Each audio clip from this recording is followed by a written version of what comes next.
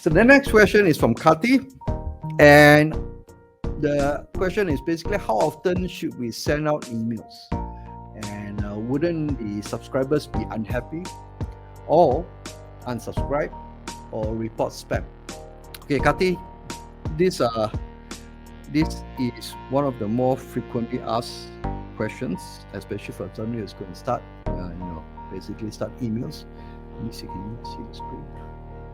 Tap this. Oh, there you go. Oh, okay, cool. Let me go to the next page. Right. So, to answer your first question about frequency, I have 3 levels. Well, for me, I will classify the 3 levels for the way how frequent that you can send emails. Okay, one is called crazy mode. The other one is called strategic, and the third one is called a sane mode. Okay, so make this slightly bigger. So the crazy mode, according to my opinion, is you actually send daily, right? Like generally what I do. I write my emails daily, but most of my subscribers probably won't get it because either you're in B2C or B2B group, or unless you subscribe for both, then you get daily from Monday to Friday. Okay, and then the next one is strategic, which normally the middle ground is you send 3 times a week. Okay, and the idea of why 3 times a week is because that builds up a reasonable amount of in-your-face frequency with your prospects or with your customers, right? And you show up. The idea is to show up, right? And the key thing I used to use is the keyword called mental availability. By virtue of you showing up in their inbox 3 times a week throughout the whole year, and obviously you vary yourself with different type of contents and all those things. When they may not buy now, okay, you can make offers they may not buy now, but the idea is because of your frequency, when they are looking, or when they're in a position where they need a service that is that you can offer, they will be able to think about you, and you become the top of the so-called their recall, and that's where they reach out to you. Okay, so email, like I say, is a long-term game. So what you do is if you can do 3 times a week, which is great, that way you can actually get closer. Daily would be awesome, but it is not for everyone. Okay, unless you have a team, and coming up with content is also a challenge. Obviously, I understand that. So 3 times a week. But if you're in the same mode, then at the very least, you do 1 time a week. Okay, 1 time a week you can do basically the newsletter mode. There's a difference between newsletter and email marketing generally. So email marketing is like what I do. I just send an email to all of you and say, hey, I'm going on live within the next 30 minutes. Okay, that's a broadcast email to everyone. But if I do my B2C or B2B, it's basically an email to a different segment of groups. But when you do newsletter, it's like basically a summary of content for the week. So if you are in the authority building business, for example, or you are into the B2B, for example, then you want to send once a week a summary of some of the key items or curated content that you have, including the products that you may want to promote, for example. And then basically that is what you call a newsletter, all right? As opposed to one single subject, one single item, and that's what email marketing does. Okay, so if you do once a week, then do the newsletter format, compile certain contents, add value to the users, and not just focus on selling, and then give them, basically for them is when they read this email, they actually learn something new or they discover something new. Okay, and that's where the real value of your emails will come into play.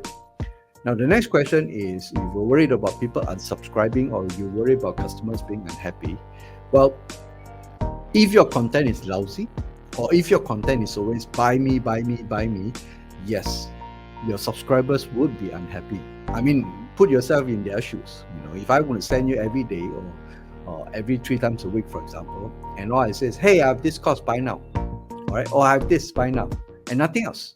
Every time an email from Andrew is buying something or encouraging you to get something from me, obviously you won't be very happy, and then basically you would either two things: either unsubscribe or either you report me as spam. Right? If you don't know me, or if I don't build basically the welcome sequence, for example, if I don't build that relationship early with you, you're going to say that I just because I wanted a lead magnet, and now you're bombarding me with emails almost every day asking me to buy something from you. I don't even know you. All right. So with that, then yes, your customers or your prospects will be happy and they will subscribe, or at worst, they will report you as spam. So that's why one thing I would encourage you if you do email marketing is a lot of people, I noticed some now lesser, all right, in the early days, they would hide that unsubscribe button all the way to the back, to the bottom, right? So that you see the content and you put a lot of space in between, and then they put that unsubscribe button to the bottom, or either they make it super small, right? So that the worry is, they don't want you to unsubscribe, okay? So conversely, the proper practice is this: you're going to make your unsubscribe as visible as possible, because it is better for them to press that unsubscribe button than they report you as spam because they cannot find the unsubscribe button. Okay, the damage to your email reputation or email domain reputation is the moment somebody reports you as spam, and the moment it goes more than 2%, it will then trigger basically your Google, your Gmail, your Yahoo Mail, for example, to take notice and say, okay, a lot of people that this guy is sending emails to have been reporting spam, right? And we may want to either drop their emails into the junk folder or block them altogether. But when you're unsubscribed, that's a normal process, right? Because you don't want people who have no interest in your product. It's better not to invade their inbox. Better to basically separate as friends, right? Because one day they may come back, they may not need it now. So unsubscribe. So try to make sure your unsubscribe is prominent as possible. Sometimes I may even write emails to actually encourage them to unsubscribe, because one, it costs me money to capture all this data, because you gotta pay the ESP for your subscribers, number one. Number two is, if they don't find value, there's no reason why you should be sending to them in the first place, right? It's not your fault, it's not their fault, it's just that timing is maybe not right. Okay, so Kati, your questions, if you're crazy enough like I do, you can do daily.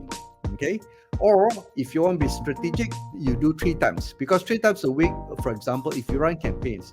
And the next thing, the other thing is this: when you run campaigns, you don't send with just one email, because not everyone is going to open your email.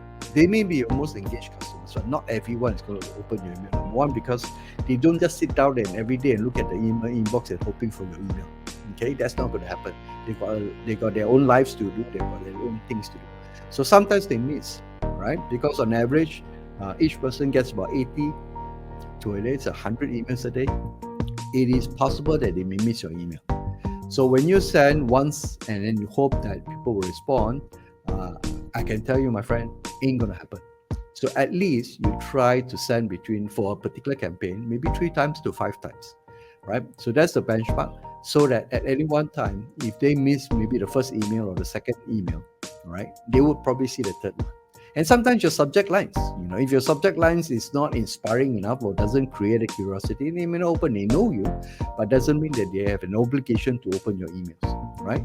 So when you have 3 to 5 times, when you send emails 3 to 5 times, you have every chance for you to basically capture their attention. Okay, so that's why I call it strategic, because this one allows you to do a fair bit of stuff, and at the same time, without overloading your subscribers, if you're worried about that. Okay, but if you're really tight and you don't have much content to write, then at the very least, go for this one. All right. Hi, and thanks for watching. If you need my help to set up your email marketing engine for your business, just click on the link here and you see a list of services that will help you grow your leads and sales, and also increase your profits through emails. I'm looking forward to working with you soon.